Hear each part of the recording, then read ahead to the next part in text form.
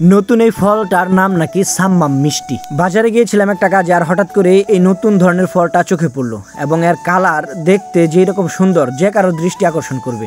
তো ওনাকে জিজ্ঞেস করলাম ফলের নামটা কি, উনি আমাকে এই কাগজটা দেখিয়ে দিল।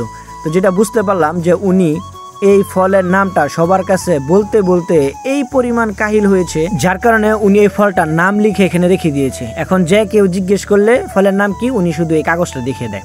জিজ্ঞেস করলাম ফলটার দাম কত, উনি আমার কাছে 300 টাকা কেজি চাইলো। তো ওনার কাছে দরাদরি করে এটা 250 টাকা কেজি হিসেবে নিয়ে নিলাম এবং এই ফলটার দাম আসছে 160 টাকা। আমার কাছে সম্পূর্ণ নতুন এই ফলটা কিভাবে কাটে, কিভাবে খায় আমি কিছুই জানি না। সো আমি ইন্টারনেটে ঘাটাঘাটি করলাম, শেষে জানতে পারলাম যে এই ফলটার নাম হচ্ছে হানি ডিউ। এটা সৌদি আরবের দিকে বা মিডল ইস্টে একে সাম্মাম নামে ডাকা হয়। এই ফলের মিষ্টতা এতই বেশি যে এটাকে মধুর সাথে তুলনা করা হয় এবং এর নামকরণ করা হয় হানি ডিউ। তো আমার কাছে সম্পূর্ণ নতুন এই ফলটা কিভাবে কাটে, কতটুকু খোসা ছাড়াইতে হয় বা কেমনে কি আমি কিছুই জানি না।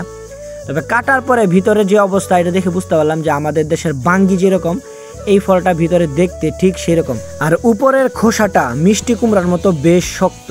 আমি বুঝতে পারছিলাম না যে ফলটা কি প্রপারলি পাকছে কিনা, এটা কি আরও পাকা উচিত ছিল কিনা বা কীরকম জানি না। তো সেই ক্ষেত্রে যতটুকু পারলাম নিজে নিজে কাটলাম এবং আমার কাছে যেটা মনে হলো উপরের শক্ত খোসা পুরোটা ফেলে দিতে হবে। আর এর জন্য আমি বেশ ডিপ করে উপরের খোসাটা ফালাইলাম এবং এই যে বিচিগুলো দেখে মনে হয় যেটা আমাদের দেশের বাঙ্গি অথবা মিষ্টি কুমড়ার বিচিটা যেরকম হয় এটা সেম ওই রকম। আর এই জন্য এখন আমি সবচেয়ে মোটা করে বা অনেক বেশি বেশি করে উপরের চামড়াটা আমি ফেলে দিচ্ছি। তারপরে এটা হচ্ছে আজকে ইফতারে ট্রাই করব এটার মিষ্টতা কিরকম, অ্যাকচুয়ালি কি এটা হানির সাথে তুলনা করার মতো কিনা। এই ফলটা যদিও বিদেশি, এটা সৌদি আরবের দিকে বেশি খাওয়া হয়, তবে এইটা এখন বাংলাদেশে চাষ হয়।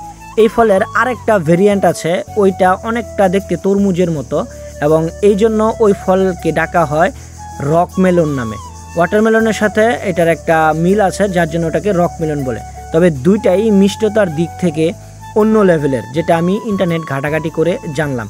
এবং আজকে আমার চোখে এই ফলটা প্রথম পড়ায় আমি বাজার থেকে বাড়িতে কিনে নিয়ে আসছি। আমাদের দিকে এই ফলটা এইবারই আমি প্রথম দেখেছি এবং আমি যদি কোনো কিছু নতুন দেখি, কোনো ধরনের ফল বা খাবার জাতীয় কিছু, তবে সেটা আমি ট্রাই করার চেষ্টা করি এবং সেটা যত দামেরই হোক।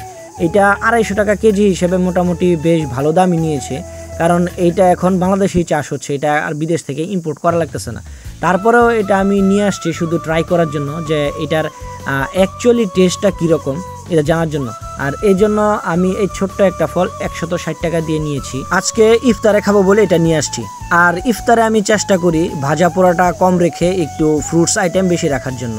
এখানে যতগুলো আইটেম দেখতেছেন প্রত্যেকটা আইটেম আমার বানানো। আর এই যে আমার প্রিয় ফল ওয়াটারমেলন, তরমুজ আমার এত ফেভারিট, বিশেষ করে ইফতারে। আর এটা খাওয়ার পরে আমার অনুভূতি যেটা হলো, ওই যে বাজারে একটা ফল আছে না নাশপাতি, ওই নাশপাতি ফলটা যেরকম, এইটার মানে সফটনেস বা খাইতে ওই রকম, কিন্তু মিষ্টি ওটা থেকে অনেক বেশি। এই ফলটা আপনারা কে কে খেয়েছেন অবশ্যই কমেন্টে জানিয়ে যাবেন।